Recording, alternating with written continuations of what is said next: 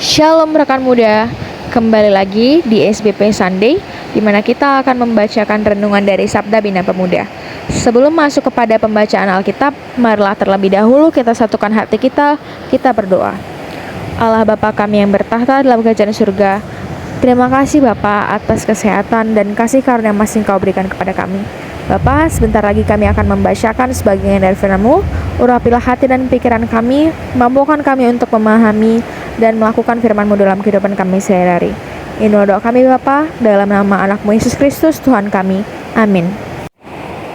Pembacaan Alkitab hari ini terambil dari kitab Efesus 4 ayat 1-7 yang menyatakan, "Sebab itu aku menasihatkan kamu, aku, orang yang dipenjarakan karena Tuhan, supaya hidupmu sebagai orang-orang yang telah dipanggil berpadanan dengan panggilan itu.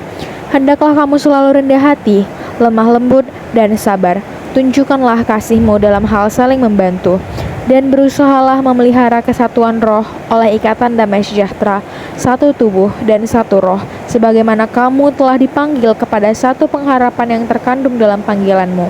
Satu Tuhan, satu iman, satu baptisan, satu Allah dan Bapa dari semua, Allah di atas semua dan oleh semua dan di dalam semua. Tetapi kepada kita masing-masing telah dianugerahkan kasih karunia menurut ukuran pemberian Kristus." Demikianlah pembacaan Alkitab. Selanjutnya, renungan dari Sabda Bina Pemuda memiliki tema menciptakan kerukunan. Di sebuah gereja, terjadi perselisihan tajam yang sebenarnya bermula dari masalah yang sederhana. Pendeta gereja tersebut menjadwalkan seorang pengkhotbah dari denominasi gereja yang berbeda untuk melayani di ibadah hari Minggu. Namun, ternyata ada seorang anggota majelis jemaat dan beberapa warga jemaat yang tidak setuju dengan penjadwalan tersebut. Mereka menganggap bahwa pengkhotbah yang diundang berasal dari denominasi yang berbeda. Debat kusir pun pecah dan situasinya meledak. Bahkan, beberapa orang sampai mundur dari pelayanan dan ada yang memilih pindah gereja.